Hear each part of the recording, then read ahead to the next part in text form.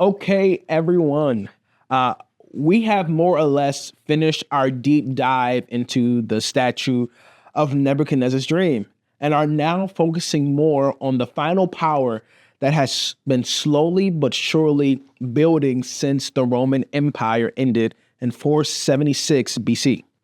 Now, in order for us to make sense out of the movements of the final kingdom of iron and clay, we have to look back at the book of Daniel.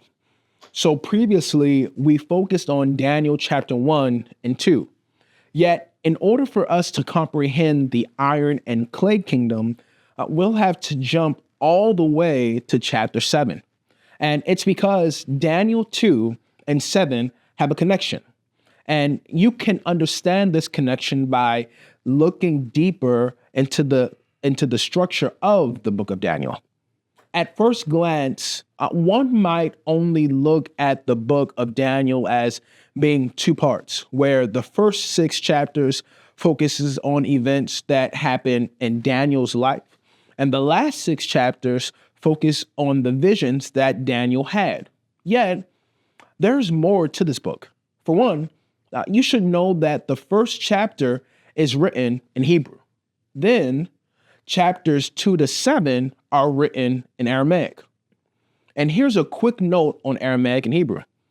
It's important to know that they are very similar, but Aramaic was used by the common people while Hebrew remained the language used by the government, the upper class, and the language used for religious purposes.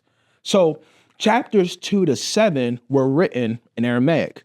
Then chapters 8 to 12 revert back to using Hebrew. And what you'll notice is that these chapters each have to reveal deeper truths, because what we notice in chapter 2 to 7 is that these chapters are written in what's called a chiastic structure, meaning that chapter 2 is connected to chapter 7, chapter 3 is connected to chapter 6, and chapter 4 is related to chapter 5. And this is something that we can tangibly see because chapters 4 and 5 both speak to the pride of two kings of Babylon and how God humbles them respectively. Chapters 3 and 6 both speak to the pressures that God's people face by the greater kingdom and how God rescues them, especially when they remain faithful to him. And chapters 2 and 7 both showcase two prophetic dreams that leave the dreamers disturbed by the symbols within each.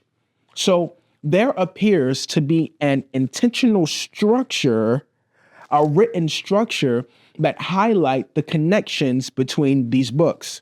So chapter 7 details the events that took place in one of Daniel's dreams during the first year of the reign of King Belshazzar, the son of Nebuchadnezzar. And in this dream, Daniel was looking out towards the sea. And out of the sea came four weird beasts. And they're so weird that you just know that they're symbolic.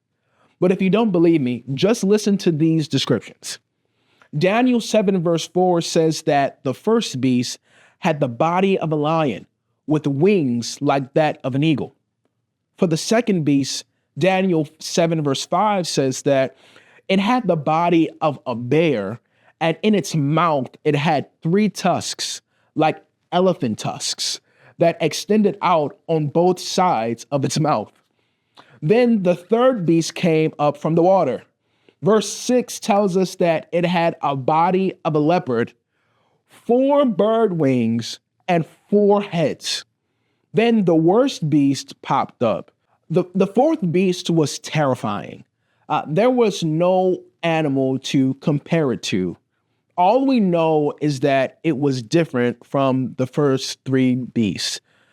Verse 7 tells us that it had great iron teeth, heavy emphasis on iron teeth. It had 10 horns, major emphasis on 10, like 10 toes. And what's interesting is that Daniel is observing this beast in verse 8, and notices that an 11th horn sprouts forth, and the horn takes up the space that 3 of the other horns occupied. And if that's not weird enough for you, this horn that sprouted had the eyes of a human and a mouth. And to top it off, it was trash talking. Yet the dream doesn't end there.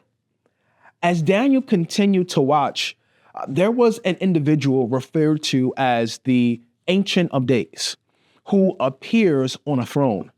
And this individual had thousands upon thousands of servants. And the Ancient of Days had tens of thousands of people standing before him. And the Ancient of Days acts as a judge and judges all the people standing in front of him.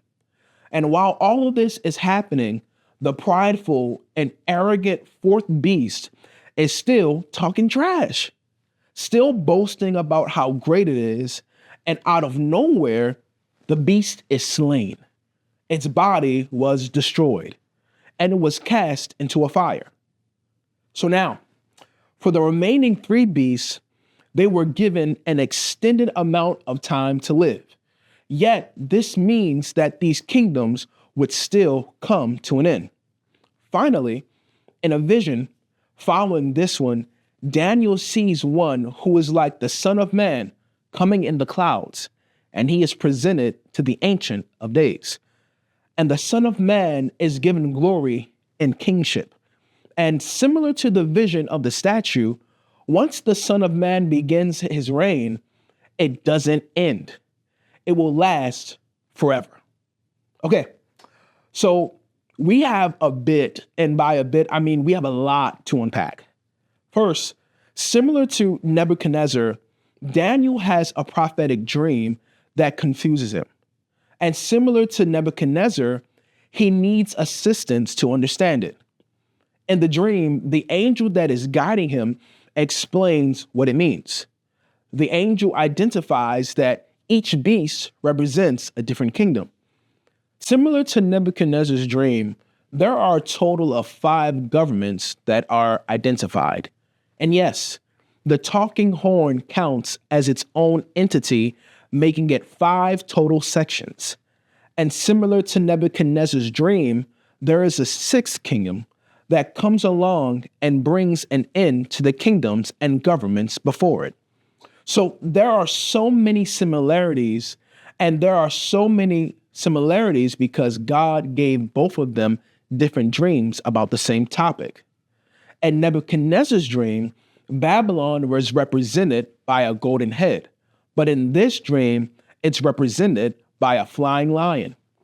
In Nebuchadnezzar's dream, Medo-Persia was represented by arms and chests made out of silver, but in this dream, it's represented by a bear with tusks.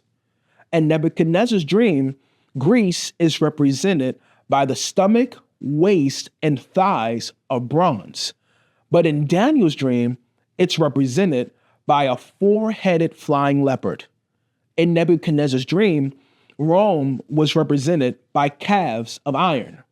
But in Daniel's dream, it's represented by a 10-horned abomination with iron teeth.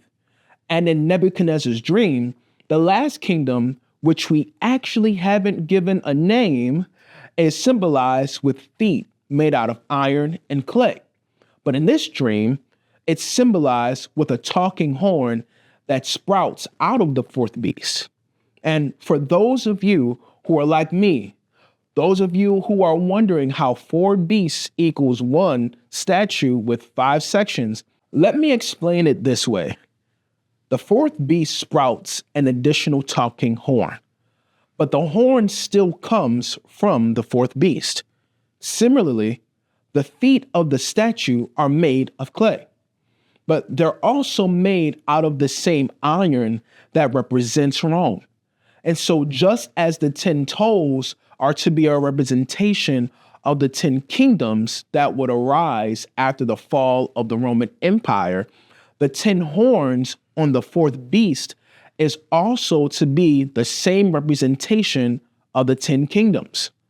The only difference between Nebuchadnezzar's dream and Daniel's dream is that more details were given to Daniel than to Nebuchadnezzar.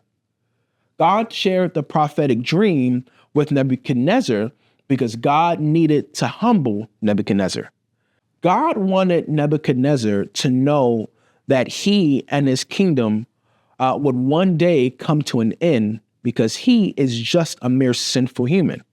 On the other hand, God shared this prophetic dream with Daniel because it was supposed to be a source of encouragement to the believers on the different generations that would come along. Notice how Daniel's dream provides more insight on the actions of the fourth beast. Notice how we get more information on what happens to the 10 kingdoms that come after Rome's fall. And notice how God provides further insights for how he will come to redeem his people and establish his holy kingdom. This prophetic dream is meant to give us answers as to what will happen as this earth story draws to a close. And we see that there is a power that arises in place of 3 kingdoms, a power that exceeds the power of the remaining 7 kingdoms. But we'll get to that in our next session. So get excited for what is about to come. But until then, be blessed. See you soon.